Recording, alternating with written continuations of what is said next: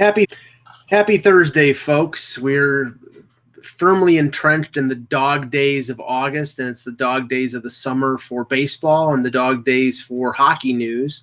We have a few things to talk about today. But Russ, you have something. You sent Peter and I a picture of something for our pre-show, and it's totally grotesque. No, Gio in the chat room thinks you drink a Zima before every show. I don't think that's true. I have not had a Zima in like 25 years. It's disgusting. It's like flat Sprite with the alcohol malt liquor aftertaste. It's gross. So speaking of gross, Bar Down, who's works with TSN or they're owned by TSN or whatever, comes off the TSN website. They put a picture because the Arizona Cardinals have now tried to outdo everybody for the grossest hamburger or the most outrageous hamburger or whatever you want to call it that you've ever seen. So first off is, if I showed you a picture of it, it literally needs it. I think it needs a middle and it needs a toothpick, because again, this thing is probably 6 inches high. And here's what's on it. It's a 7-pound gridiron burger. Just keep that in mind. This is selling for $75. It's 5 all-beef hot dogs, 5 brats, 20 slices of American cheese, 8 slices of bacon, 8 chicken tenders, 12 ounces of fries, lettuce, tomatoes, pickles, tanker sauce on a 10-inch bun. Now, here's the funny thing. You go to drink this at the game, you're going to look like George Costanza at the U.S. Open. It's going to be all over you. You never saw that Seinfeld where he ate the ice cream and then got... Yeah, I know. I haven't watched every Seinfeld episode, but I've watched many. That was a good one. But you're going to be wearing this thing. Yeah, there's no way you're going to finish it. First of all, these things like the garbage plate in Pittsburgh. I mean, there's a famous burger, I can't remember the name, in Pittsburgh that's like ridiculously high. They're not meant to be eaten as burgers. They're meant to be eaten like this, taking them apart and eating them piece by piece. But for some it's gross. I'll just explain. I'm one of those people who doesn't like their foods mixed. Like, there are some people who, you have mashed potato. I've seen people who have eaten like a banquet type of meal where it's like mashed potatoes and corn or something, and they mix the corn and the mashed potatoes and they pour gravy into it, and that sickens me. It's like, I need things basically separate. If I like corn, I'll eat corn, but I'm not going to eat corn mixed with mashed potatoes. That grosses me out. They call this the Gridzilla. No, sorry. This one's the Gridiron Burger Challenge, and then they have a Gridzilla, which is $22, which is some of those same features, but smaller, but still as high. And that's let me ask some of those same features, but smaller, but still as high. And that's let me ask you this: if you're going to spend $70, New York Strip or Porterhouse, because I don't eat red meat, but I get your gist. Right. If I was going to have a big nice piece of salmon, sure, I'll do that. But here's the thing: so even like the Dirty Fry Bird, which is $21, that's a pound of fries with queso cheese, pico de gallo, jalapeno, and 6 fried chicken legs. Again, how am I eating this gracefully while I'm watching a football game? Like, I'm going to destroy my jersey or whatever it is that I'm wearing. Yeah, no, I mean, like, I'm fully preparing myself because I'm probably going to Yankee Stadium in the next couple weeks for a game. And, one of the highlights is going to the game and watching the game there, but they have pretty good food. I love the kosher beef Hebrew National hot dogs that they have at Yankee Stadium, and they have good garlic fries and other things. It's like, that's part of the whole experience. But I've seen people with the fries with the cheese poured all over it with this and that, and it's like, okay, first of all, I don't want to have heartburn for the next 6 months I like cheese fries. Don't get me wrong, I actually like it. I don't eat it a lot though, but I do once in a while. I'll have it. Here's the thing. So here's one that I think actually is really good, because I don't want them to think we're just picking on them. There's a thing called taco dia, and basically that's cheese quesadilla cut into 4 slices, topped with either 4 pollo asada or red chile beef tacos, sour cream pico, and guac. Like that, you could gracefully eat. Yeah. No, these are not meant for a graceful. To be honest, For $15, that's worth it. They're meant for graceful eating. These are meant for picking out, and they're meant for. I think these were sponsored by Alka-Seltzer because that's what you're going to need after eating it. So it's no. Just remember this. Remember this, and I'm friendly with Scott Schwartz and Zach from A Christmas Story, and if you remember the scene from A Christmas Story where the kid's eating the mashed potatoes like he's a pig. That's what you're going to look like when you're done eating this. You remember that? Like, no, you're gonna look like Bluto from the cafeteria scene in Animal House, stuffing everything in your mouth. It's just like it's just sick. So, but the world today is Thursday, August 9th, 2018. I'm Russ Cohen from Sportsology. And I'm Michael Agello, and this is the Hockey Buzzcast here on HockeyBuzz.com. Not a ton of news today. It is an anniversary that comes up every summer, and I don't want to go into it like we have in the past, in the sense that it's the 30th anniversary of the famed Wayne Gretzky trade. And I think we've covered every aspect of this deal in terms of the implications it had on the league, the implications that it had for the spread of hockey into the southwestern United States, which you can say, Anaheim and later Arizona and now Vegas. I think, San Jose going west, Dallas moving from Minnesota. All these things can be tied to Gretzky's move to the West Coast from Edmonton in 1988. But I think that's been covered. But you said, Russ, that you had interviewed Bruce McNall at one point. Yeah, he when I was out in LA for the 2003 All-Star game, Bruce McNall made an appearance. And it was interesting because he's out of jail, right? We all remember that he went to jail. And, he talked about like his time in jail. He did talk about the Honus Wagner card that they partnered in. And years after it was sold, there was a problem found with that card. Yes. So it was just, it's a lot of stuff, but it was very colorful. And when you talk to this guy, he's an interesting guy to talk to. He not only has a story, you could see why Gretzky was probably drawn to him. You could see why John Candy. Yeah, John Candy, guys like that. He's a very engaging, very smart guy. And just as an interview goes, I felt, pretty captivating. And he did talk about the trade and stuff, but he talked about other aspects of what he liked about owning a hockey team and everything else. And that was the thing. He was, a big hockey fan. And that's how it starts. What he liked about owning a hockey team and everything else. And that was the thing. He was, a big hockey fan. And that's how it starts. You get a rich guy who likes hockey and, if he buys a team. So he went after the biggest prize in the sport. Yeah. Kind of cool. And remember this about, and not, I mean, it's been mentioned, but I'll just mention it here. Remember that the effect that Gretzky had, not the things I just mentioned, but the fact that, you very rarely saw stars go to games. They went to the Lakers games, Nicholson and whoever would always go to the Lakers games throughout the 80s, 90s, and even going forward. But when Gretzky came to LA, it became Stallone, Schwarzenegger, Michael J. Fox, all the big stars of the time were seen at those games and going to those games, and that I think did something for the credibility of hockey and establishment of hockey as a top four sport. But and Mary Hart was a big fan, still is. Some of them have stayed there, and I give them credit because that was their what drew them to the game.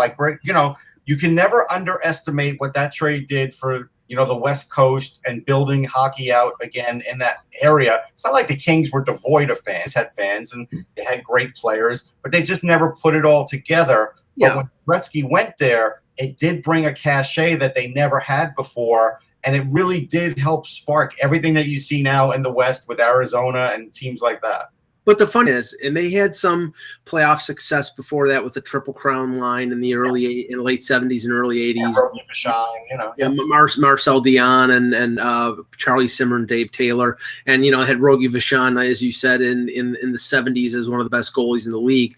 But if you think about it from the playoff aspect, from the success of just making it far, that trade may have been a failure for the Kings. in the sense that they got to one Stanley Cup final in '93, and obviously I think that was debatable because of referee calls, but they never won a Stanley Cup after that deal with Gretzky before he was traded to St. Louis, and Edmonton won a Stanley Cup after trading Gretzky with Messier, with the core minus Gretzky of that Oilers dynasty. So, they traded him, and it's well known they traded him for financial reasons. Yeah. I'll tell you one of the biggest guys that they got on the Kings that helped.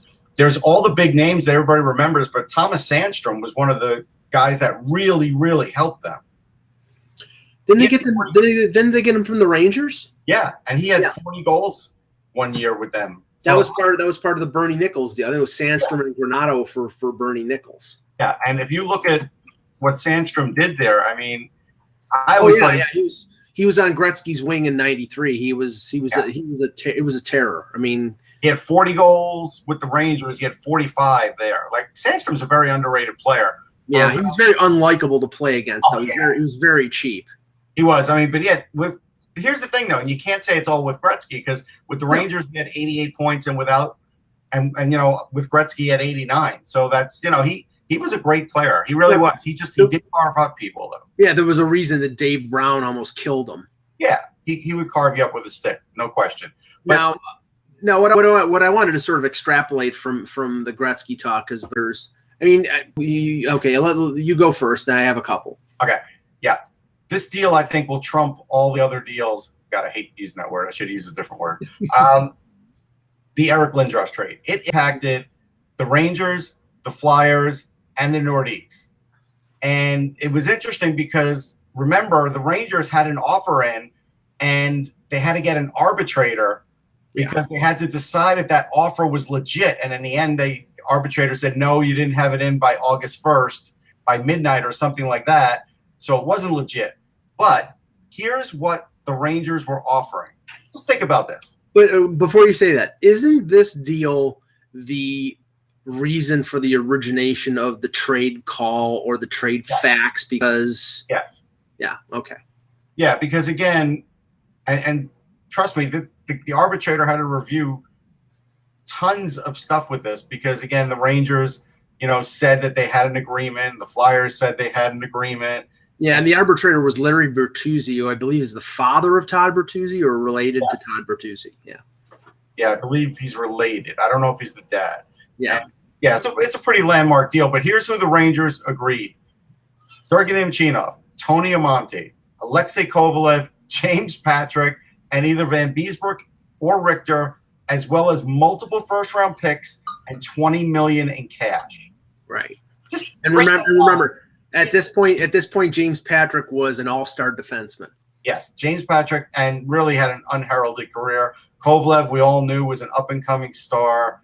Nemchinov was really a terrific third-line center, but could have been a second on a lot of teams. Right, two-way player. Yeah, but could score 20, 25 goals as well. Monty was a 30, 35-goal scorer. Monty, great shot, great goal scorer, really good skater from his era. Like, he was an exceptional, he was a guy that really could move down the ice. And then, Van Beesbrook or Richter. I mean, just think about that trade. And it's not like Quebec lost out, because the deal that they did get was Mike Ricci, Ron Hextall, Steve Duchesne, Peter Forsberg.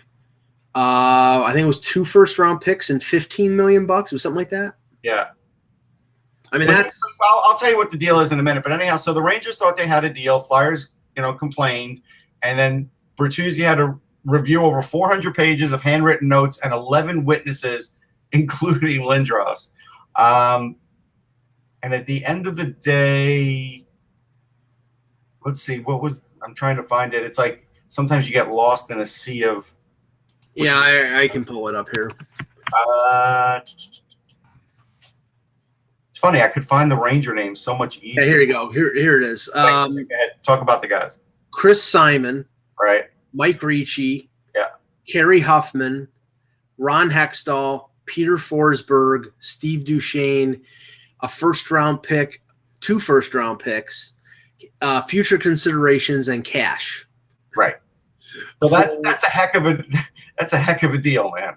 Yeah, and so I missed Simon and I missed Kerry Huffman. So shoot. And Simon was as dirty as they came in his era, man. Yes, ask Ryan Holwig. Yeah, but here's the thing, clearly, and here's the part I don't remember. They clearly flipped Hextall because he never played there, from what I remember. No, he played. He played there. He played there for a year, I think. Oh, for a year he played there? Yeah, because we flipped him. Okay. Yeah, they flipped him to the Islanders, but he played 1 year. He played the year that Quebec. Remember, they finished first. I think they finished first overall. Yeah. And did you mention the $15 million in cash and future? Yeah. Okay. Yeah. I mean, just think about all that money, all those players. Now, it gave Colorado the eventual Stanley Cup, but what it did for the Flyers was it gave them credibility that they were lacking for a bunch of years, and that got them their new arena built. And that was as important for Philly as anything. So really, even though they gave up a boatload, everybody won in that trade. Yeah, Quebec lost to Montreal in the first round of the playoffs that year. So they were a playoff team, and Hextall was really good for them. Okay, so he was playing for them. Yeah, see, I for whatever reason I blocked that out. Okay. Yeah, but I think that out. Okay. Yeah, but I think that the following year, no, it was a couple of years later, because they remember they finished first overall, and then they lost to the Rangers in the first round, and then the next year they went to Colorado. Hextall was in net for that. See how with that? Not for that year. He was there. He was there for 1 year, and then he was flipped to the Islanders for a year, and then he was back in Philadelphia. Right. So, and that's what I remember. I remember, the Rangers beating the Nords, but also when he was flipped to the Islanders, go look at Hextall's goals against in that. The Rangers destroyed him in '94. Like, it was awful. Yeah, he was goals against of over 3, which in '93, '94 is, No, playoffs. Look at the playoffs. Yeah, it doesn't have. Hold on, I'll get it for you. Yeah. Although Ron Hextall won't be happy about me talking about that. Yeah. Let's keep your relationship with Ron Hextall intact. It's history. Hold on, we're gonna. Well, while you're looking that up, I'll talk about with the Leafs. There are two, I say, watershed trades. One is what? Save percentage in the playoffs. Okay. With the Leafs, there are two. One is post-expansion, but it was it was 50 years ago, which is the Frank Mahovlich deal between them and Detroit. It involved a bunch of guys who ended up being all-stars: Paul Henderson, Normie Ullman, Gary Unger. It was a massive deal, and it sort of marked the beginning of the end of the Imlock era, because he traded Mahovlich, because him and Mahovlich just did not get along, and Mahovlich they probably weren't. He needed to get out of Toronto. He was having like nervous breakdowns in Toronto. Yeah, there's a point when Toronto's pressure just gets to you sometimes. And the one that's more modern, the one that we, obviously. Well, the one guy who I think is very unheralded in this deal is Unger. Like, this is a guy who never really got the shot in Toronto, right? And he never really got the shot in Detroit, but when he went to St. Louis, that's when he. Well, no, he did in Detroit. He actually did have 42 goals. Right, but they moved him fairly quickly. It was like 2 years. Yeah, he had 2 years. One of them, he had 24 goals. Actually, 3 years. The third year, he played 51 games, so that was the year he got moved. But he did have 24 goals and 42. But then the years after that with St. Louis were massive, like 36 goals, 41 goals, 33, 36, 39, 70, 80-point years. Like, he was a really good player, like another player who had really good speed that I think, just time has forgotten about. And this is the thing that, I've read a number of books. One really good one that Damian Cox and Gord Stellick wrote called 67 a few years ago, that details this, is the fact that the Imlock, Stafford, Smythe, Ballard triumvirate, the ownership management triumvirate in the late 60s, their decision-making in terms of selling off players who were stars in the 70s. Guys like, I think J.P. Parise was a Leaf prospect. Jerry Cheevers was in their goaltending depth in the organization. Unger is another guy. They moved these guys out. They sold them off. They included them in deals. And when you look at some of the players that played with the Leafs in the early 70s, and these guys were outscoring 40 goals like Unger was in St. Louis, you can understand why, the Leaf fans sort of hold Imlach in disdain and Ballard in disdain for doing that. Now, you can't take away the fact that Imlach won 4 Stanley Cups with them in the 60s, but I got to tell you this. So Thomas, big Islander fan, says, don't remind me of the series with the Islanders because they got swept. I left that part out because I was trying to be nice. Yes. Humiliated 22-3, 6-0, 6-0, 5-1, 5-2. And I couldn't get you Hextall's goals against because that website didn't have it. I only gave you a save percentage. His goals against was like 6 or 7. It was awful. Well, the other trade that obviously is the Doug Gilmour deal. And I think that, if you look at a deal that turned around a team almost immediately, I mean, it was obviously one-sided on the part of the Leafs because they got, not only Gilmour, but they got, a couple veteran defensemen and Jamie McCowan and Rick Natras as part of this deal. And they really didn't give up a ton. I mean, they gave up Gary Lehman, who had scored 50 goals, but he never came even close to repeating that level of offense again. And Gilmour arguably was the best or one of the top 2 or 3 players in the game for that next 2 or 3 years. So it really turned around the Leafs from being sort of an also-ran into a team under Cliff Fletcher that came within a game one year making the Stanley Cup final and a couple games of making it the following year. So that those were big deals for Toronto. The big one for Buffalo was the deal I remember this like it was yesterday. I mean, there were actually 2 of them. The one in I think it was 1981 was the deal, the Foligno, Dale McCourt, Danny Gare, Jim Schoenfeld deal. Bob Sauvé was involved in it. It was a massive deal.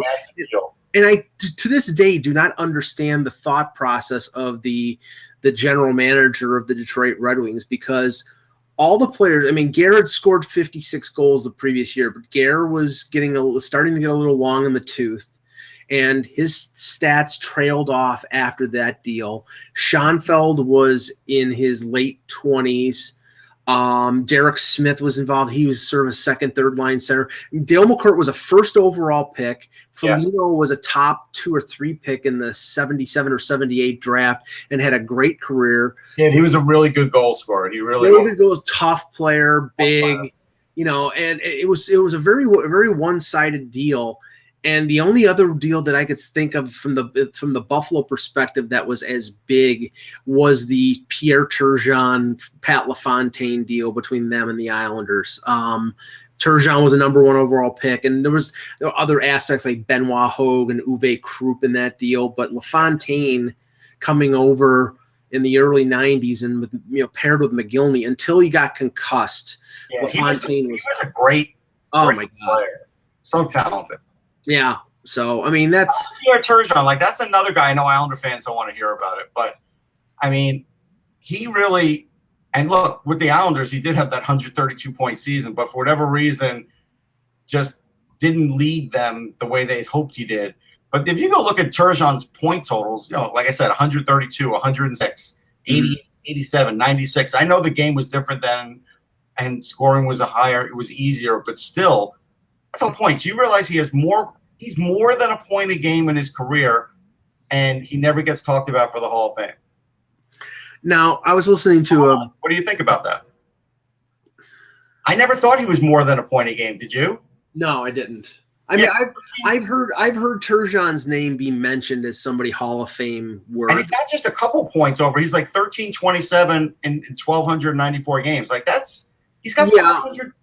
He's got 515 goals. And the thing is, he was successful and an effective player for, 5 different franchises. It was Buffalo, the Islanders, Dallas, I think St. Louis, and Montreal. He was good with Montreal, Colorado. Yeah. But the thing is that a guy, I'll give you one that I think is probably going to get some mentions. Vincent Damphousse. Yeah, but Damphousse didn't have 515 goals. No, he didn't. But I'm just saying, before you mention Damphousse, here's the thing about this. I always thought Cicerelli was the only 500 goal guy not in the Hall of Fame. Turgeon is 515. Yeah, which means he'll eventually get in. I mean, I don't know. I mean, what's holding it up? He's well, been since 2007. It took Cicerelli a long time, and we know that but he had those other issues that we've talked about. But you know, they're not similar issues with Turgeon. I think I know that some people consider players like Turgeon compilers, but compilers get in eventually. He even compiled in the playoffs, 97 points in 109 games. It's not like he didn't perform in the playoffs. Yeah, just saying. Yeah. So, but yeah, we can have the Hall of Fame debate on another day. Yeah. Sorry, I'm just closing some windows here because something stupid popped up on my computer here. Okay, I was listening to a baseball game last night, and I heard one of the announcers complain about, sort of the haves and have-nots of in this particular case, it was the American League, where, basically there's only one race right now, and that's the second wild card. It's going to be Boston, it's going to be Cleveland, it's going to be Oakland or Seattle, the Yankees, and who am I forgetting here? Houston. And that all then the drop off. What's that? You're forgetting the defending champ. Well, no, I'm just. I'm doing it on the fly here, Russ. I know. But after Oakland and Seattle, there's a precipitous drop, and then you've got basically the rest of the American League that are essentially tanking. Either they're dumping off their players, or for fiscal reasons, or wild card spot because they kept some of their players, but things didn't work out. Right. Now, I look at baseball, and I think analytics has hurt baseball, and not to the degree Jason Worth said, though. That was ridiculous. No, I don't factor anything he says into anything, but analytics have hurt baseball, and the fact that I think bottoming out and become a playoff team, it's possible to do that. It is possible, but the difference for baseball, as an example, is there's really no incentive to tank in baseball because getting the first overall pick in baseball is still very much a crapshoot. So even more of a crapshoot than the NHL. We have more of an idea in the NHL how first overall pick is going to be than they do in baseball most years. And to make it even worse, there is no guarantee that if you take somebody first overall in the baseball draft that they're going to sign with you. Right. They might go right back to college or something and then get redrafted again. So there is that. The other thing is, they are tanking for financial reasons so they can pocket more money, but it doesn't help them become more successful because they're clearing out cap space or they're getting more picks. There's no advantage to doing that in baseball. There is an advantage to doing that in hockey with the way the system is. And so I agree it's not having a detrimental effect. I do think more teams are in it, but I do think more teams are in it more because of the 3-point system than any other thing. You take out that 3-point system, I think you'll have more have-nots in the NHL than you'd like to admit. That extra point keeps a lot of teams afloat right till the very end. It does. That's why I think they'll never go to the 3-point system, because they want a competitive. You know what I mean? Like the way it is now. Your 3-point system, I know what you're talking about. I'm just saying. Yeah.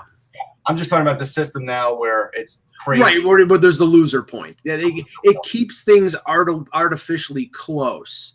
And by doing that, you're keeping teams competitive, and you're probably saving jobs too in terms of management and coaches, because if there's the perception out there that their teams are just outside looking in, then ownership may not jump the gun and fire people. Right. We'll take some questions in the chat to end the show, but Russ, you had something about Alexei Kovalev making some comments. Yeah. So Alex Kovalev, I guess he did an article recently, and Kukla's Corner translated it because it was in Russian.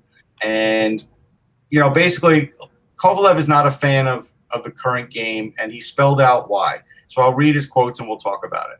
He basically said, the passing game is almost gone, just running around alone. I remember when I took my kids to a Ranger game, I couldn't believe my eyes. For 40 seconds, the puck was on the ice for 10 seconds.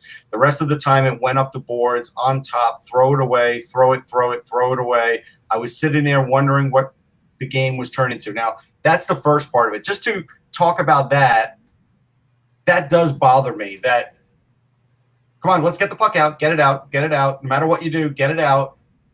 and then you take your shot, and then it's like, yeah, we got to get it out again. And so there is almost more of a focus on not making the mistake. And so here's the second part of his quote. The second part is, much of it comes from coaches who are afraid of players' mistakes, that these mistakes will affect them. Sometimes it's clear that the player has the ability, but he's forced to throw the puck into the zone and then chase and hit, dump and chase kind of stuff. For me, it's important to let the player open up, give him work to do without putting handcuffs on his hands. I remember when I came to Pittsburgh for the second time, head coach Dan Bilesma would look at me saying, do that one more time and I'll bench you. I always said that I will not throw the puck into the zone if I can't bring it in there. If I can bring it in there, sorry. And he was able to bring it in there. So having experienced this myself, I can understand why hockey is the way it is now. And, that is kind of crazy for Bilesma to be in that frame of mind, that when you have a talented guy who could bring the puck up the ice. But again, we see this in other coaches. I talk about Dave Haxtell all the time. Shane Gostisbehere could bring it up the ice every time by himself if he was allowed to. He's not allowed to. So that's not the system that they play. I can't argue with the success because they've made the playoffs more than they've missed with Dave Haxtell.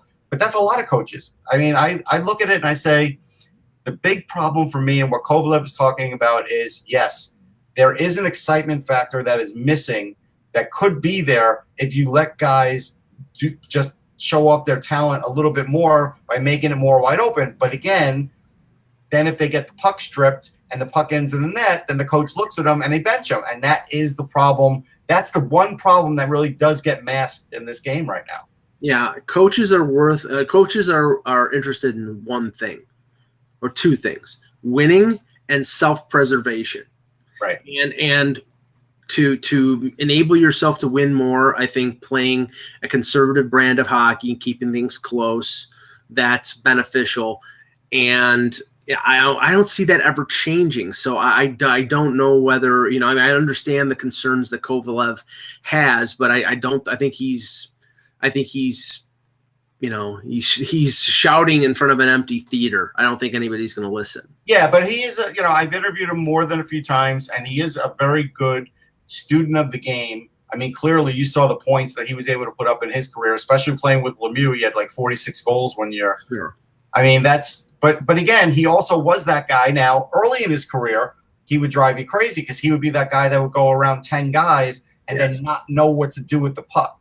And that would drive Mike Keenan crazy, and I get that. It drove fans crazy too.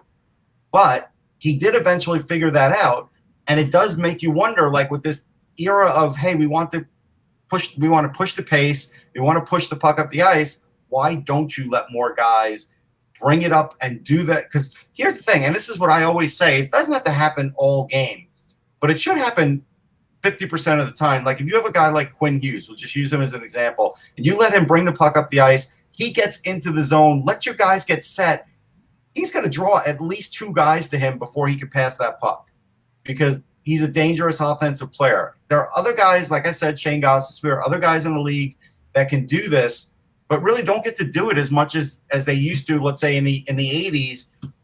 Guys like that now, even though they get fairly high point totals, they would have been getting close to not, maybe not the 100 points Brian Leach had, but definitely in the 80s. Yeah. Nobody gets in the 80s now except for Carlson, one crazy year, right? Yeah. No, nobody's going to put 100-plus points like Bobby Orr did or Paul Coffey. It's just not going to happen. But doesn't it bother you sometimes though when you're watching a game? And look, every era has problems, right? They were clutch and grab era. It made Mario retire. Like, I get it. And so, like, hockey's a game that they're always going to have to keep adjusting with. But in the 2000s, hockey became really boring too because they were all these stick infractions. Right. Games were all like 1-0, 2-1, 3-2. But I don't mind those games, but they weren't exciting because we weren't seeing a lot of great play. Well, I mean, my particular problem, and it's not going to change anytime soon, is that the physicality and the emotion of the game has been sapped out of it with the end of the fighting era, with the with the diminishment of body contact and checking, and players are interested in self-preservation, so they're not going into those dirty areas to get blasted, but that was, that kind of thing happening in games, it happened most of the time during a regular season and was stepped up in the playoffs.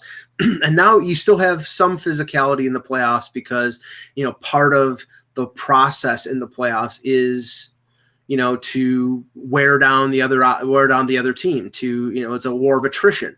But in the regular season, there doesn't seem to be any value or anything put into being physical. Guys like Tom Wilson being the exception to the rule. But I think that part of the game over the last few years has waned continually, and I think we're probably going to see. I never thought we would see fighting completely disappear, and now I think it's probably in the next couple of years we're going to see it. It's going to be like once every month or so. I mean, look, I'm okay with teams that if they can figure out a system and you can't beat it, like the left wing lock, like things like that. Hey, it's boring to watch, but it's incumbent on the other coaches to figure out how to beat it. And if you can't, then I don't blame a team for doing it. I just don't want to see a whole league doing it. No. And right now the whole league, what I think Kovalev is getting at is the whole league is playing it a specific way. Like in football, I hate that the whole league is West Coast offense.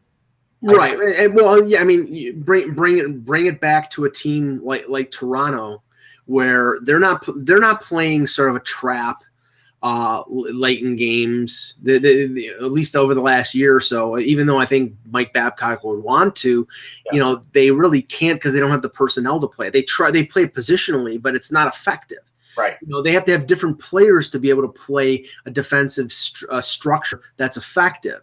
Right. So you can put in the left wing lock, you can put in the trap, but it takes a certain amount of, a certain type of player and a certain amount of skill to be able to play those things effectively. Like the 95 Devils, I tip my cap to that team because, they won based on shutting down the opposition. It was boring, but are you telling me that a fan base like the Rangers or the Sabres or the Leafs are going to complain that they won a Stanley Cup playing that type of game? I don't think so. Yeah, I think that's fair. I mean, I think that's a legit thing. Okay, right. One little thing before we take a couple questions here. Announcement just came out about a half hour ago. The newest members of the U.S. Hockey Hall of Fame: Red Berenson, a former St. Louis Blue, longtime University of Michigan head coach. Did he also have? What do you have? A 7-goal game with the Flyers? Six goals. 6 goals. Yeah, that's pretty amazing. Yeah, it is. I think it was 68. I think it was 50 years ago. Yeah, great career, legendary coach. Like really. One of the best coaches of all time in hockey. Yeah, I'll plead ignorance. Natalie Darwitz. I'm sorry. Oh, no, I know who Natalie Darwitz is. Okay. Great player. Leland Hago Harrington. I plead ignorance for that one. Yeah, GM of the Nashville Predators, David Poile, and former NHLer and referee Paul Stewart. Are the newest members of the U.S. Hockey Hall of Fame. Good for Stewie. He's a great guy. He's really a lot of fun. One of the funniest things Paul Stewart ever told me in a phone conversation was I was talking to him while he was driving from wherever to wherever. It wasn't when he was in Russia, when he was doing some work there, refereeing there. But this is when he was doing like his NCAA work, and he was in charge of the referee, the officials. He would go through the toll booth. And because the type has gotten so small on the tickets, he just couldn't read it anymore. So he would get to a toll booth while I was talking to him, and he said, "Just tell me how much to pay, because I can't read this." Jeez, I was laughing. That's just leaving yourself wide open to being taken advantage of. Yeah. But Natalie Darwitz won 3 gold medals, 2 national championships with Minnesota. She was captain of the U.S. team. I do remember her. 2010, she was a big deal, a huge deal. I apologize. Oh, that's okay. Okay. Any questions in the chat? Yeah, hold on. Yes, 3-time Olympic medalist. She didn't win a gold, but they won a silver in 2010. All right, so here's questions. First one is, who is the best prospect not projected to make an NHL roster? That's a good one, because if I was going to play this game the right way, it's probably someone from this past draft, because usually by now everybody's got a chance to make their roster. And so, Quinn Hughes comes to mind, Brady Tkachuk comes to mind, because I don't know if Brady Tkachuk's really going to make it, Yeah, I mean, if you base it on draft slot, it might be Kotkaniemi, but I've heard that if but he could make it. Yeah, I think it could be Tkachuk. I mean, we're coming up on August 12th. We still haven't heard anything about Tkachuk and his decision whether. But I honestly, Kuznetsov type in Russia. I don't think Kravtsov is that guy. And Samsonov, maybe Samsonov. Samsonov's going to play. So this guy, he won't play in the NHL probably. Well, we don't know that. He might get in some games. And this is Matt's question. It's a really at the end of the day, right now, I'm going to say Quinn Hughes. Okay. Good answer. It could be Jack Hughes. But the thing is, he's not drafted yet. But that's cheating because he's not drafted yet. Right, yeah. So I'll go Quinn Hughes right now. All right. This is from Funky Cold Zadina. Will the shootout be eliminated eventually? The answer is no, because it gives a conclusion, and the NHL wants a conclusion. They hate the tie. I grew up in the era of the ties, and I'll admit, there was a time where I became weary of it. And so when they introduced the shootout in the NHL, I was at that game, and it was the NHL All-Star game in Florida. And Patrick Roy played his last All-Star game in that game. So Patrick Roy was in that game. I remember talking, maybe Turco was in that game as well. And I remember talking to the players about this shootout. They thought it was exciting. Fans loved it. They went crazy. I was swept up in it, and I wrote about it. And I said, this is pretty exciting.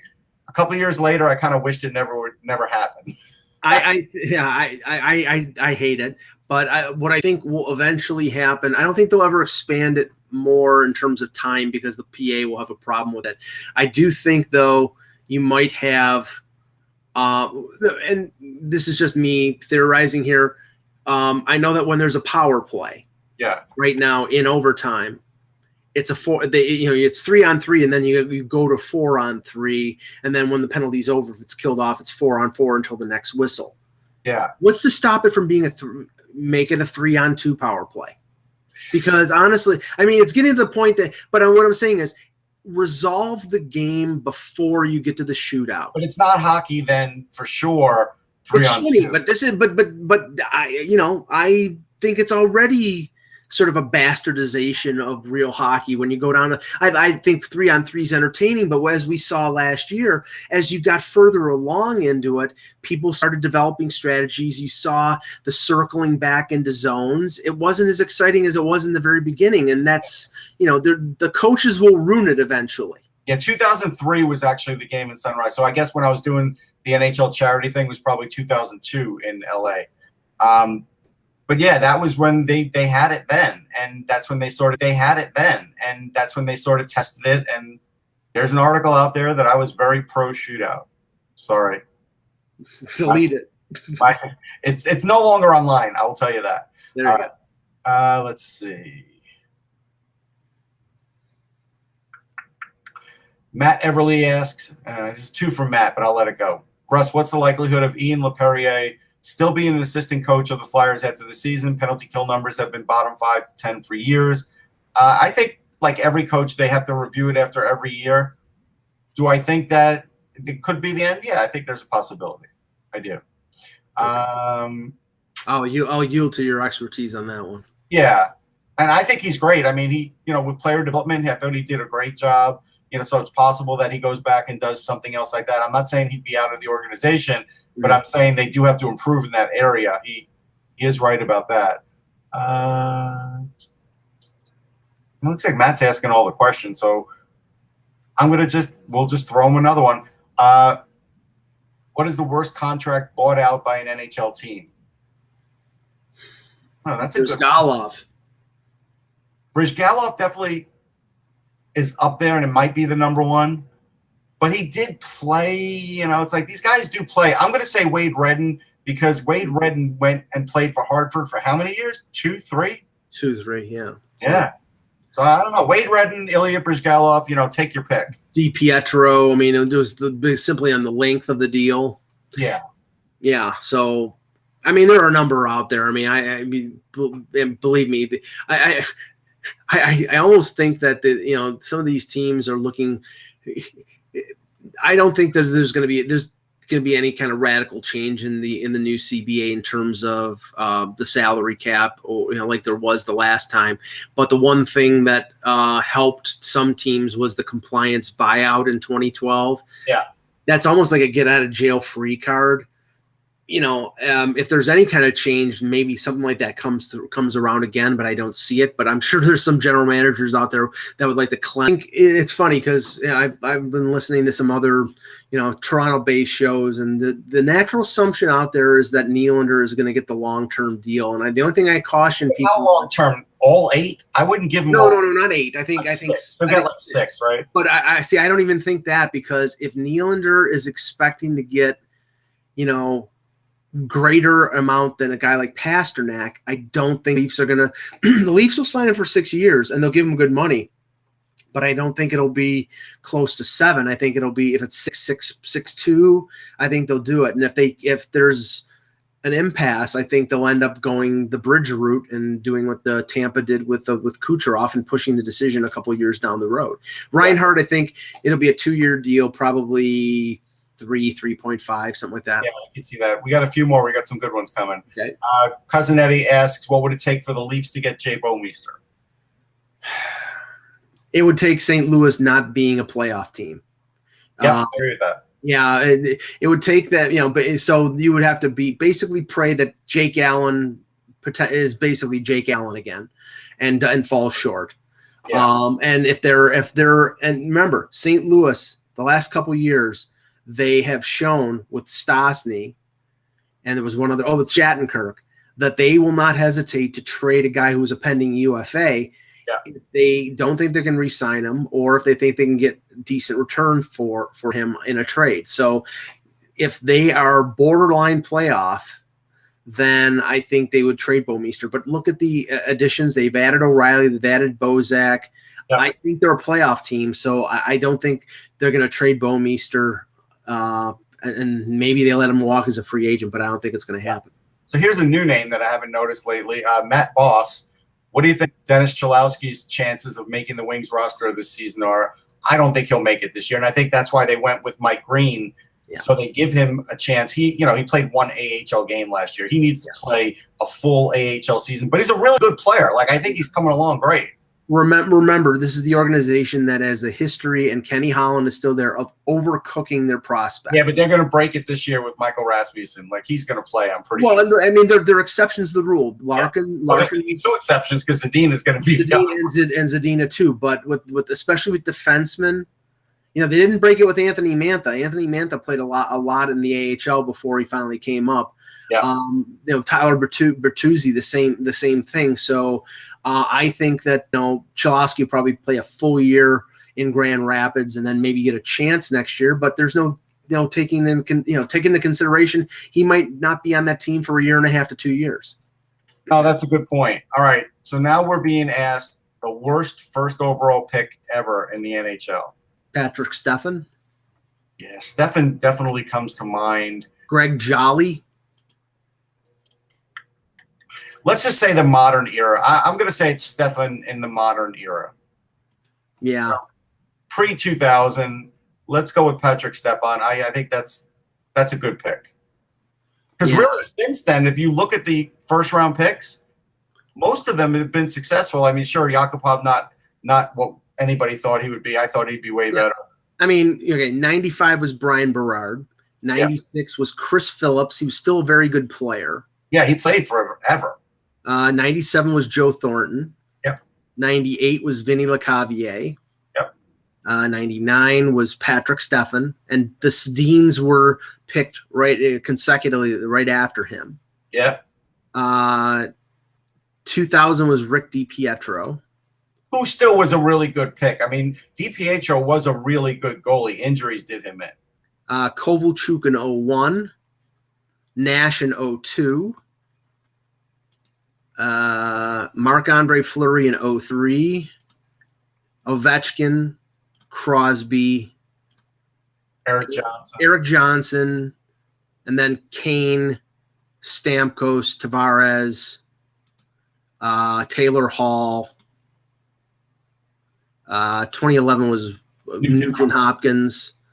Then Yakupov. I mean, Yakupov give Stefan a little bit of a run. He was more successful than Stefan. Yeah, he was. So, I mean, honestly, you're talking in terms of failure, 2 in the last 23 years. Right. I mean, that's the thing. NHL teams have done fairly well. If you go look at MLB, which is what I was getting at before with first overall picks, I guarantee you it's a lot worse. So that's a good question, and it is fun to kind of see that teams do hit it for the most part. And again, if you want to argue with me about Nugent Hopkins, sure, is he a first overall? No, but he's still a really good player. Yeah, that's the thing about Phillips. Phillips was a top pairing defenseman forever. It's just he was a defensive defenseman. That's just the way it is. Right. Now, like I said, we mentioned it yesterday. What we'll do, maybe starting next week, because like I said, it's going to be slow for probably the remainder of the month until some contracts get signed. We'll go back to, say, the 2011 or 2012 draft and just pick out a few teams per day and say, okay, look at these drafts and see about how these players turned up, because you can evaluate the draft 6 or 7 years out now, because those players are all 24, 25 years old and they have a better idea of what they are. Yeah. One more question, Russ. One more question, Mike. Do you see the Leafs finishing ahead of the Lightning? And that's from Thomas. No.